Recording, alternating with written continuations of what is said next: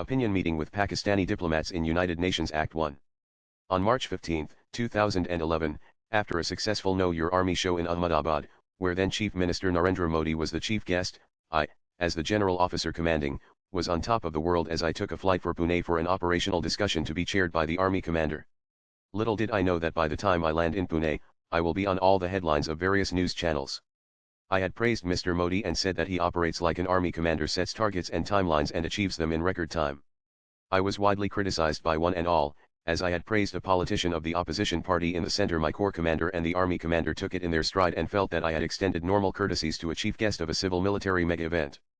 The Ministry of Defense MOD wanted a report on it, and then Chief of the Army Staff General VK Singh told his staff to give a routine reply to say that an inquiry was underway and the outcome would be shared with the MOD. Good friends in Delhi later shared with me that some of my batchmates were happy with what had happened and thought that one name could be easily struck out from the list of probables for the next rank. Few months down the line, I was selected to represent the country in the United Nations peacekeeping as the head of the mission and force commander at Golan Heights between Israel and Syria, which was a shock for some of my contemporaries. Act 2.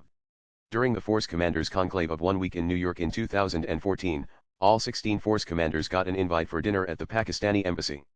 As the military advisor in Department of Peacekeeping was from Pakistan, we all understood that the invite came at his behest. The Indian ambassador to the UN is called the Permanent Mission of India or PMI, and Hardeep Puri was the PMI then. Likewise, the Pakistani ambassador is called the PMP. After receiving the invite from Masood Khan, then PMP, I was in a quandary whether to attend or not. I discussed with my colleague, the defense Attica copyright in the office of the PMI, and he checked with the ambassador, who confirmed to me that it was a done thing and I must attend. The PMP is located in a massive apartment few blocks away from the UN building.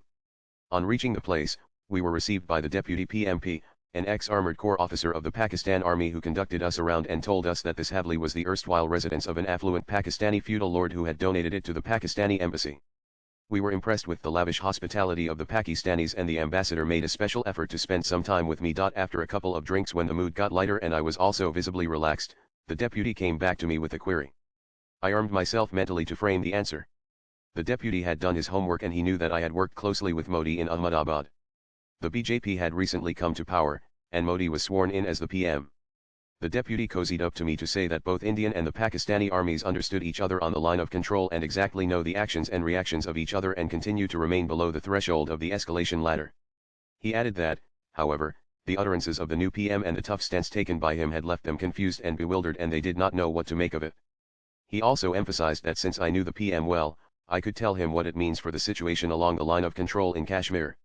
I told him politely that whatever statements the PM has given, he means each and every word and will stand by his commitment. Therefore, the Pakistanis would be advised not to take him lightly and be careful in dealing with issues on Kashmir. Swipe left for next video. The deputy PMP was left speechless and was clearly shocked. Down the line, during surgical strikes and Balakot offensive, he must have realized that I was not bluffing and gave him the true picture and a genuine advice. Now PM Modi has launched Operation Sindoor, which has strengthened India's resolve against terrorism further. The author was head of the mission and force commander of UN peacekeeping mission UNDOF between Israel and Syria at Golan Heights from 2012 to 2014. Views expressed in the above piece are personal and solely those of the author. They do not necessarily reflect News 18's views. Latest blogs.